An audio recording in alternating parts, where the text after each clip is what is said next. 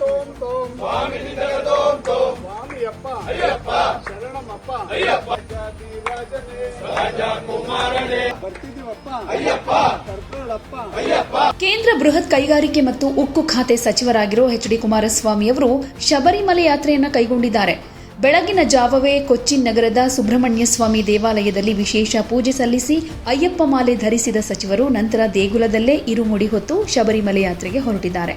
ಮಧ್ಯಾಹ್ನದ ಹೊತ್ತಿಗೆ ಪಂಪಾ ನದಿ ತೀರವನ್ನು ತಲುಪಲಿರುವ ಸಚಿವರು ಹಾಗೆ ತಂಡ ಪುಣ್ಯ ಸ್ನಾನ ಮಾಡಿ ಶಬರಿಮಲೆಯತ್ತ ಸಾಗಲಿದೆ. ಸಂಜೆ ಅಯ್ಯಪ್ಪ ಸನ್ನಿಧಿಯಲ್ಲಿ ಪಡಿಪೂಜೆಯಲ್ಲಿ ಪಾಲ್ಗೊಳ್ಳಲಿರುವ ಸಚಿವರು ನಂತರ ಅಯ್ಯಪ್ಪ ಸ್ವಾಮಿಗೆ ಪುಷ್ಪಾಭಿಷೇಕದಲ್ಲಿ ಭಾಗಿಯಾಗಲಿದ್ದಾರೆ. ಕೇಂದ್ರ ಸಚಿವರಾದ ಮೇಲೆ ಶಬರಿಮಲೆಗೆ ಕೈಗೊಂಡ ಮೊದಲ ಯಾತ್ರೆ ಕುಮಾರಸ್ವಾಮಿಯವರಿಗೆ ಇದು.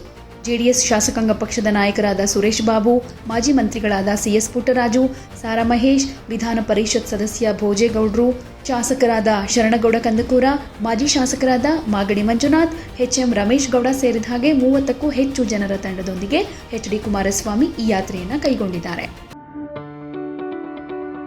ಯಾವುದೇ ಸುದ್ದಿಯ ಅಪ್ಡೇಟ್ ಅನ್ನ ಮಿಸ್ ಮಾಡ್ಕೊಳ್ಬಾರ್ದು ಅಂದ್ರೆ ಈಗ್ಲೇ ಒನ್ ಇಂಡಿಯಾವನ್ನ ಸಬ್ಸ್ಕ್ರೈಬ್ ಮಾಡಿ.